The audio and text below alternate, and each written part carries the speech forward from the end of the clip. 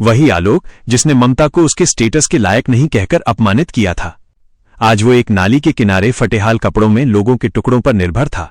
ममता खुद को रोक नहीं पाई। कैसे 5 साल का जमा हुआ दर्द, प्रेम और करुणा का बांध टूट गया और वहीं नाली के किनारे बैठकर फूट फूट कर रो पड़ी। दोस्तों, इस कहानी से बहुत बड़ी सबक मिलने वाली है, इसलिए इस कहानी को अंत तक जरूर देखें और नए हैं तो चैनल को सब्सक्राइब कर बेल आइकन प्रेस कर ले। ममता और आलोक का विवाह प्रेम विवाह था। कॉलेज के दिनों से शुरू हुआ उनका प्यार 7 फेरों के बंधन तक पहुंचा था।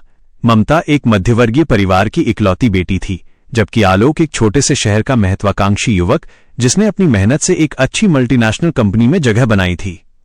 उनका शुरुआती जीवन किसी परी कथा से कम नहीं था। छोटा सुंदर फ्लैट, शाम की चाय की मेज पर अनगिनत बातें, भविष्य के सपने और एक दूसरे के प्रति अटूट समर्पण। लेकिन समय के साथ जीवन की गाड़ी में महत्वाकांक्षा और अहंकार के पहिए जुड़ने लगे। आलोक की तरक्की तेज थी। उसने जल्द ही कंपनी में एक बड़ी पोजीशन हासिल कर ली, जिसके साथ वेतन और सामाजिक रुतबा भी बढ़ा। ममता, जो घर और परिवार को संभालने में अपना सुख पाती थी, धीरे धीरे आलोक की नई दुनिया से दूर होती गई। समस्या तब शुरू हुई जब आलोक ने ममता को आउटडेटेड और अपने स्टेटस के लायक नहीं समझना शुरू कर दिया। उसके दोस्तों की पत्नियां हाई प्रोफाइल थीं, फैशन परस्त थीं और सामाजिक समारोहों में आलोक के कंधे से कंधा मिलाकर चलती थीं। आलोक को लगने लगा कि ममता उसके जीवन की चमक को कम कर रही है। उसकी बातों में उपहास आने लगा, उसके लहजे में तीखापन। ममता ने पहले इसे नजरअंदाज किया, ये सोचकर कि काम के तनाव के कारण आलोक ऐसा कर रहा होगा।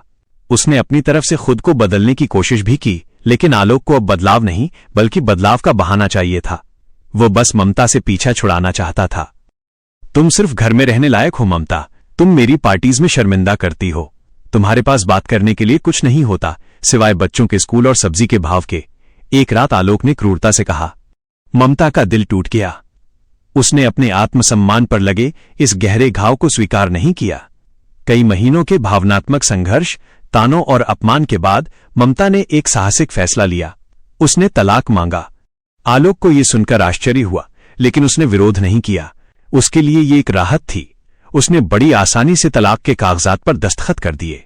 संपत्ति और बच्चों की कस्टडी पर भी कोई बड़ा विवाद नहीं हुआ। आलोक ने एक बड़ी राशि देकर ममता को शांत करने की कोशिश की, जिसे ममता ने आत्मसम्मान के साथ ठुकरा दिया कि नेहा और बेटे रवि माइनस की शिक्षा के लिए कुछ फंड स्वीकार किए। तलाक हो गया। ममता बच्चों को लेकर अपने मायके चली गई और एक नए जीवन की शुरुआत करने का संकल्प लिया। आलोक ने भी तुरंत एक हाई प्रोफाइल, ग्लैमरस महिला से शादी कर ली। उसने अपनी नई दुनिया में कदम रखा, जहां वो अपने नए रुतबे और जीवन शैली से मेल खाने वाली पत्नी के साथ खुश था, या कम से कम उसे यही लगता था। तलाक के बाद का 1 साल बीत चुका था। ममता ने हिम्मत नहीं हारी थी। उसने एक स्कूल में टीचर की नौकरी शुरू की और अपने बच्चों को आत्मनिर्भरता और आत्मसम्मान का पाठ पढ़ाया। उसने अपने जीवन के उस अध्याय को बंद कर दिया था, लेकिन कभी कभी रात के अकेलेपन में आलोक की याद और उसके दिए गए दर्द की कसक उठती थी। उधर आलोक का जीवन बाहरी रूप से तो चमक रहा था, लेकिन अंदर से खोखला हो चुका था। उसकी नई पत्नी उतनी अच्छी गृहिणी और भावनात्मक साथी नहीं थी जितनी ममता थी। वो केवल आलोक के पैसे और रुतबे से प्यार करती थी। धीरे धीरे आलोक की कंपनी में भी बड़े बदलाव आए। उसकी जगह एक युवा, ज्यादा योग्य व्यक्ति को दे दी गई। आलोक को नौकरी से निकाल दिया गया। ये आलोक के लिए पहला बड़ा झटका था। उसका अहंकार चूर चूर हो गया। उसने कई और जगह नौकरी के लिए कोशिश की, लेकिन निराशा ही हाथ लगी। उसकी दूसरी पत्नी ने इस आर्थिक गिरावट को बर्दाश्त नहीं किया। उसने आलोक को छोड़कर किसी और धनी व्यक्ति का हाथ थाम लिया। आलोक अब अकेला था। समय ने पलटा मारा। आलोक की सारी जमा पूंजी खत्म हो गई।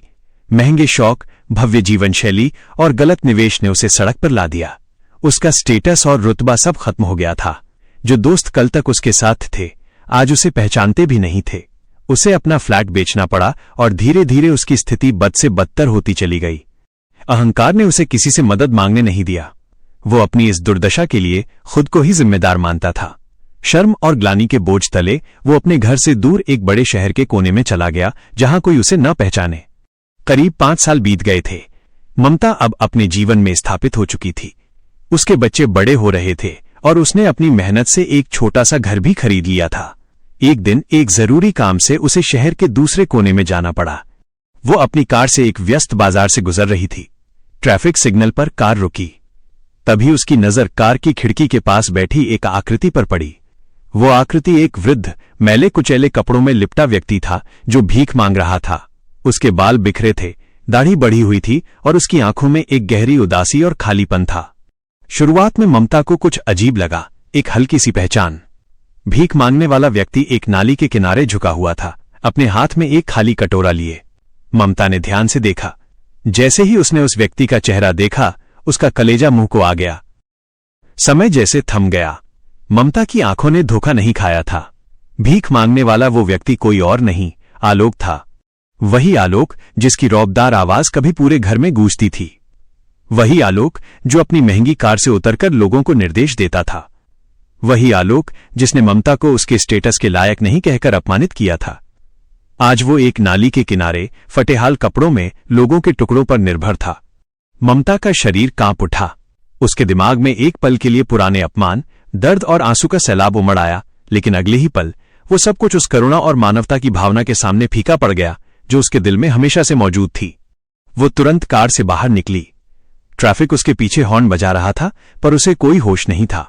वो भागकर आलोक के पास पहुंची। आलोक! उसकी आवाज कांप रही थी, जैसे किसी गहरे कुएं से आ रही हो। आलोक ने ऊपर देखा।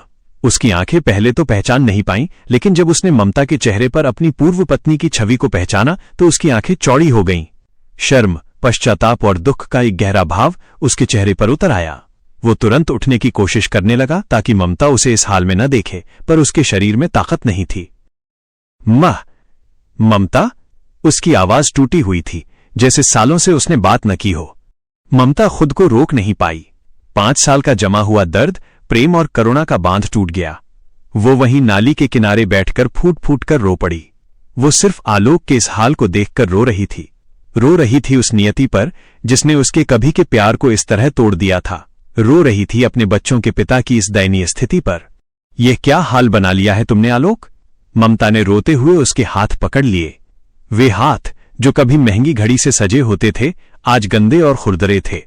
आलोक कुछ बोल नहीं पाया। उसकी आंखों से भी आंसू बहने लगे। ये आंसू थे अपने अहंकार के पतन के, अपनी गलतियों के और ममता के सामने अपनी हार के। मुझे माफ कर दो ममता, मैंने तुम्हारा अपमान किया। मैंने सब कुछ खो दिया। सब कुछ, आलोक ने टूटी हुई आवाज में कहा। ममता ने उसे सहारा दिया। चलो यहां से, मैं तुम्हें इस हाल में नहीं छोड़ सकती। ममता ने आलोक को उठाया, पास के एक ऑटो रिक्शा में बैठाया और अपने घर ले गई। रास्ते भर दोनों चुप रहे। आलोक शर्म से सिर झुकाए बैठा रहा। घर पहुंचकर ममता ने उसे नहलाया, साफ कपड़े दिए और उसे खाना खिलाया। उसने अपने बच्चों को पूरी बात नहीं बताई, बस इतना कहा कि ये उनके पापा के पुराने दोस्त हैं जिन्हें कुछ दिनों के लिए मदद की जरूरत है। ममता ने आलोक को एक डॉक्टर को दिखाया। शारीरिक रूप से वो कमजोर था, लेकिन मानसिक रूप से टूट चुका था। ममता ने अपने बच्चों के पिता को सहारा देने का फैसला किया। उसने आलोक के लिए एक छोटी सी नौकरी ढूंढी ताकि वो फिर से आत्मनिर्भर बन सके और अपने खोए हुए आत्मसम्मान को वापस पा सके। उसने ये सब प्रेम या पति पत्नी के रिश्ते को फिर से शुरू करने के लिए नहीं किया। ये विशुद्ध रूप से मानवता थी, ये करुणा थी, और ये उसके दिल में आलोक के लिए बची हुई एक कोमल भावना थी, माइनस उस आदमी के लिए जिसे उसने कभी टूटकर चाहा था। आलोक के लिए ये ममता का त्याग, उसकी करुणा उस अपमान से कहीं ज्यादा थी जो उसने ममता को दिया था। उसने ममता के सामने कभी सिर नहीं उठाया, हमेशा शर्म और सम्मान के साथ व्यवहार किया। ममता और आलोक अब साथ नहीं थे, लेकिन ममता ने आलोक को जीवन की उस अंधेरी गली से बाहर निकाला था जहां से वापसी मुश्किल थी।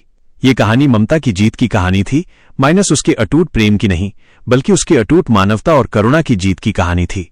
उसने ये सिद्ध कर दिया कि असली दौलत बाहरी रुतबा या अहंकार नहीं, बल्कि दिल की अच्छाई होती है।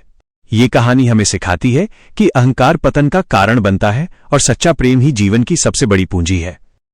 दोस्तों, ये कहानी अच्छी लगी हो तो प्लीज चैनल को लाइक और सब्सक्राइब करें तथा कमेंट में अपनी राय हमें जरूर बताएं। फिर मिलते हैं अगली एक और नई कहानी में, तब तक के लिए धन्यवाद।